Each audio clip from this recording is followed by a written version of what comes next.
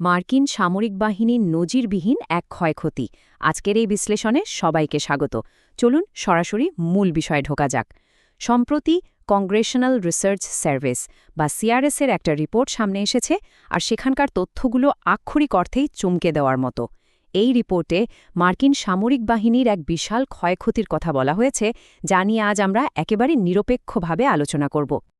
একবার ভাবলে অবাক হতে হয়, ক্ষতির পরিমাণটা প্রায় $29 বিলিয়ন। 28শে ফেব্রুয়ারি ইরানের পারমাণবিক আর মিসাইল স্থাপনাগুলোতে একটি সমন্বিত হামলা শুরু হয়, আর ঠিক তার পরের কয়েক সপ্তাহের সংঘাতে আর্থিক ক্ষতির পরিমাণ গিয়ে দাঁড়ায় এই বিশাল অঙ্কে। এটি কিন্তু কোনো সাধারণ সংখ্যা নয়। তো প্রশ্ন হলো, এত বিশাল অঙ্কের ক্ষতি আসলে কিভাবে হলো? পুরো ঘটনাটি ভালোভাবে বোঝার জন্য আজকের আলোচনার রূপরেখাটি হল: প্রথমে একটি চমকপ্রদ সামরিক রিপোর্ট, এরপর অজেয় থাকার মিথের সমাপ্তি, ইরানের প্রতিরক্ষা কৌশল, ধ্বংস হওয়া উচ্চ মূল্যের যুদ্ধবিমান F-15 উদ্ধার অভিযান এবং সবশেষে বিশ্বযুদ্ধের ভবিষ্যৎ। চলুন শুরু করি আমাদের প্রথম পয়েন্ট দিয়ে, এই চমকপ্রদ সামরিক রিপোর্ট। প্রথমেই বলে রাখা ভালো, পেন্টাগন বা মার্কিন প্রতিরক্ষা দপ্তর কিন্তু এখনও আনুষ্ঠানিকভাবে এই সংখ্যাগুলো নিয়ে মুখ খোলেনি। তবে এই সিআরএস বা কংগ্রেশনাল রিসার্চ সার্ভিস হল সম্পূর্ণ দলনিরপেক্ষ একটি আইনি সংস্থা, আর তাদের রিপোর্ট একেবারে স্পষ্ট করে বলছে যে 42টি আমেরিকান এয়ারক্রাফট ধ্বংস হয়েছে। এখন স্বাভাবিকভাবে একটি প্রশ্ন সামনে আসে, বিশ্বের অন্যতম সেরা আর উন্নত একটি সামরিক বাহিনী কিভাবে এত বড় ধাক্কা খেল? আর এখানেই চলে আসে আমাদের দ্বিতীয় পয়েন্ট, অজেয় থাকার মিথের সমাপ্তি। গত কয়েক দশক ধরে একটু খেয়াল করলে দেখা যাবে, ইরাক, আফগানিস্তান বা লিবিয়ার আকাশে কিন্তু মার্কিন বিমানবাহিনী প্রায় বিনা বাধায় রাজত্ব করেছে। সেখানে শত্রুদের প্রতিরোধ ছিল বলতে গেলে শূন্য। কিন্তু ইরানের আকাশসীমার চিত্রটা সম্পূর্ণ আলাদা। এই সংঘাত যেন মার্কিন বিমানবাহিনীর সেই নিরঙ্কুশ অজেয় থাকার দীর্ঘদিনের ধারণাকে একেবারে চুরমার করে দিয়েছে। এখানকার আকাশসীমায় প্রতি মুহূর্তে রীতিমতো যুদ্ধ করতে হয়েছে। তো এবার তৃতীয় পয়েন্টে আসা যাক, ইরানের এই মারাত্মক প্রতিরক্ষা কৌশলটা আসলে কি? বিলিয়ন বিলিয়ন ডলারের অত্যাধুনিক সামরিক সরঞ্জাম ধ্বংস হওয়ার পেছনে মূলত 3টি মারাত্মক কারণের কথা রিপোর্টে উঠে এসেছে। প্রথমত, ইরানের ভৌগোলিক গঠন। বিশেষ করে সুবিশাল জ্যাগ্রস পর্বতমালা আর গভীর বাংকারগুলো খুব সহজেই রাডার সিগন্যালকে বোকা বানাতে পারে। দ্বিতীয়ত, তাদের বহু স্তরের অত্যন্ত সুসংগঠিত আর স্থানান্তরযোগ্য আকাশ প্রতিরক্ষা ব্যবস্থা। আর তৃতীয়ত, অসম যুদ্ধ বা অ্যাসিমেট্রিক ওয়ারফেয়ারের ব্যাপক ব্যবহার, যেমন সস্তা ড্রোন আর জিপিএস জ্যামিংয়ের মতো গেরিলা কৌশল। এই ব্যাপারটি সবচেয়ে কৌতূহল জাগানো। এখানে খরচের পার্থক্যটা একবার চিন্তা করার মতো বিষয়।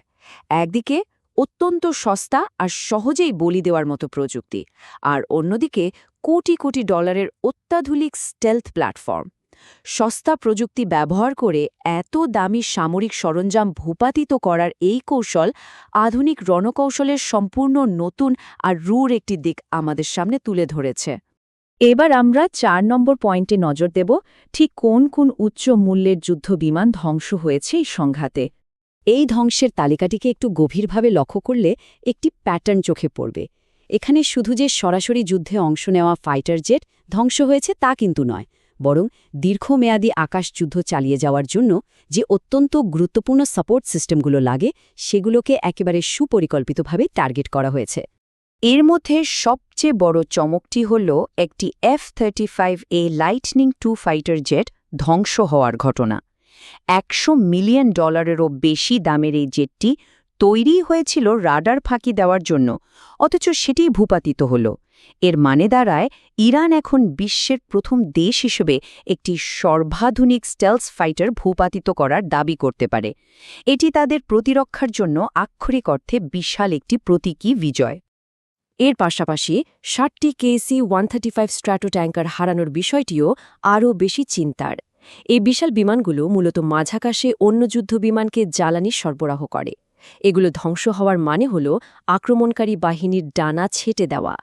কারণ মাঝাকাশে জ্বালানি ছাড়া কোনো ফাইটার জেটির দীর্ঘ পাল্লার বোমারু অভিযান চালিয়ে যেতে পারে না।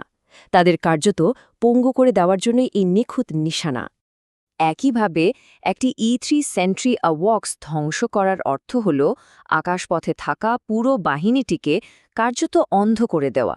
এই বিমানগুলো আকাশের র্যাডার হিসেবে কাজ করে। এটি ধ্বংস হওয়ার ফলে যুদ্ধক্ষেত্রের নজরদারি, মিসাইল শনাক্ত করা আর আক্রমণের পাল্টা জবাব দেওয়ার পুরো সমন্বয়টাই মারাত্মকভাবে বাধাগ্রস্ত হয়। আর ড্রোনগুলোর কথা না বললেই নয়। MQ-9 রিপার আর MQ-4C ট্রাইটনের মতো 24-এরও বেশি বিশাল অত্যাধুনিক ড্রোন ধ্বংস হয়েছে। যে ড্রোনগুলো দুর্বল প্রতিপক্ষের বিরুদ্ধে একসময় ছিল ধরাছোঁয়ার বাইরে, সেগুলোই রাষ্ট্রীয় পর্যায়ের শক্তিশালী সারফেস টু এয়ার মিসাইলের সামনে কতটা অসহায় তা এবার একেবারে পরিষ্কার হয়ে গেল। এবার আমরা 5 নম্বর পয়েন্টে চলে আসি, শ্বাসরুদ্ধকর সেই F-15 উদ্ধার অভিযান। 3 এপ্রিলের এই ঘটনাটি আধুনিক যুদ্ধের বিপদগুলোকে যেন চোখে আঙুল দিয়ে দেখিয়ে দেয়। একটি F-15 ফাইটার জেট শত্রুতাপূর্ণ ইরানি আকাশসীমায় ভূপাতিত হল। পাইলটরা বেরিয়ে আসতে পারলেও একজন আটকা পড়লেন জ্যাগ্রস পর্বতমালার দুর্গম এলাকায়।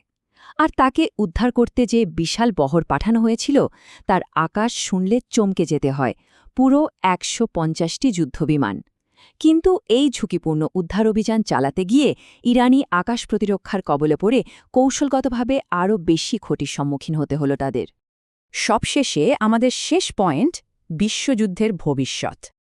এই সম্পূর্ণ রিপোর্টটি থেকে আমরা খুব পরিষ্কার একটা বার্তা পাই, আর তা হলো শুধু প্রযুক্তির দিক থেকে এগিয়ে থাকলেই এখন আর জয়ের নিশ্চয়তা পাওয়া যায় না। স্টেলথ বা নিখুঁত আক্রমণের চেয়েও এখন অনেক বেশি কিছু দরকার। এটি আধুনিক রণকৌশলের বিশাল এক পরিবর্তনের ইঙ্গিত দিচ্ছে, যেখানে দীর্ঘমেয়াদী শিল্পোৎপাদন সমতা, মিসাইলের মজুদ আর সস্তা ড্রোনের উৎপাদনই হয়তো নির্ধারণ করে দেবে ভবিষ্যতের সংঘাতগুলোর ভাগ্য। কোটি কোটি টাকার অত্যাধুনিক প্রতিরক্ষা ব্যবস্থা যে সস্তা আর সাধারণ কৌশলের কাছে হার মানতে পারে, তা আজ একেবারে প্রমাণিত। আর এই নিরঙ্কুশ আকাশ আধিপত্যের মিথ ভেঙে যাওয়ার পর স্বাভাবিকভাবে একটি বড় প্রশ্ন জাগে, চীন, রাশিয়া বা নেটোর মতো প্রধান সামরিক শক্তিগুলো কি এই মুহূর্তে তাদের ভবিষ্যতের সামরিক কৌশলগুলো একেবারে নতুন করে সাজাচ্ছে না? ব্যাপারটা সত্যি ভাবার মতো।